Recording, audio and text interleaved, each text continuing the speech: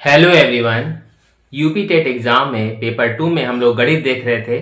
कुछ क्वेश्चन हमने करा दिए थे। आइए अब आगे और क्वेश्चन देखते हैं जो आने वाले एग्जाम के लिए अत्यंत महत्वपूर्ण है। तो चलिए शुरू करते हैं।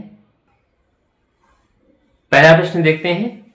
यदि एक संख्या का आधा दूसरी संख्या के 0.07 के बराबर है तो उनका अनुपात ज्ञात करें।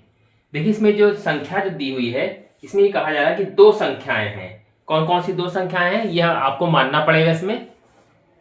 तो यहां लिख देंगे माना पहली संख्या कितनी मान ली हमने यहां पर x मान ली और दूसरी संख्या क्या मान ली y मान ली। अब इसमें साफ साफ कह रहा कि एक संख्या का आधा, एक संख्या मतलब पहली संख्या x है इसका आधा बराबर दूसरी संख्या यानी कि y के 0.7 के बराबर है। तो अब उनका अनुपात निकालना है आपको। तो यहां जो चीज बोली जा रही है अनुपात निकालना है। और अनुपात निकलता कैसे है? अनुपात का मतलब होता है अपॉन करना, यानी x है तो ये y इसके नीचे आना चाहिए। तो x अपॉन y हम नीचे ले आ रहे हैं और ये हो जाएगा 0.7, ये है 0.07 और ये जो है दो कहाँ जाएगा? दो इसके बाद गुणे में आ जाएगा, ये दो इसके गुणे में आ गया। ठीक है, तो अब हम इसको क्या करेंगे? इसका मल्टीप्लाई कर देंगे। x upon Y equal to 7 दूनी 14। या ऐसा कर सकते हैं कि दशमलव हटा के, चलिए इसको मैं एक बार ऐसे उतार ले रहे हैं। 2 अपॉन दशमलव हमने हटाया, यहाँ पे 2 जीरो नीचे बढ़ा लेंगे ऐसे करके।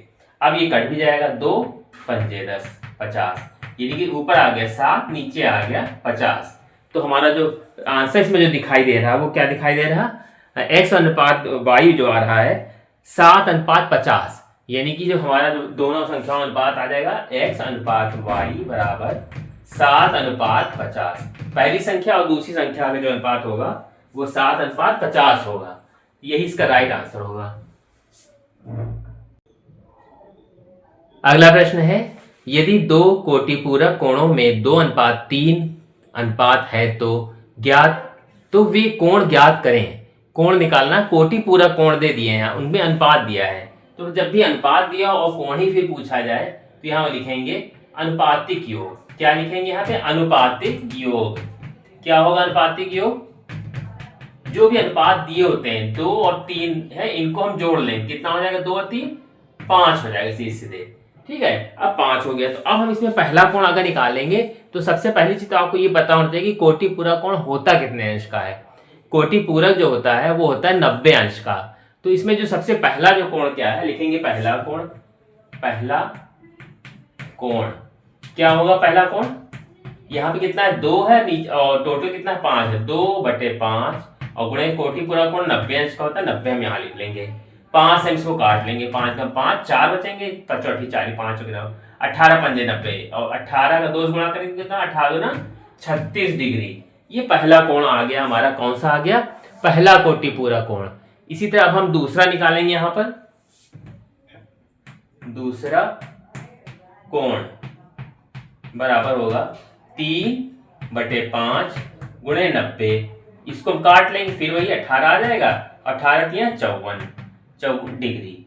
तो हमारा पहला जो कोण था और दूसरा कोण था, ये दोनों कोण हमारे यहाँ पे आ गए। अब इनको जोड़ेंगे तो इसका 90 योग होना चाहिए पूरा पूरा।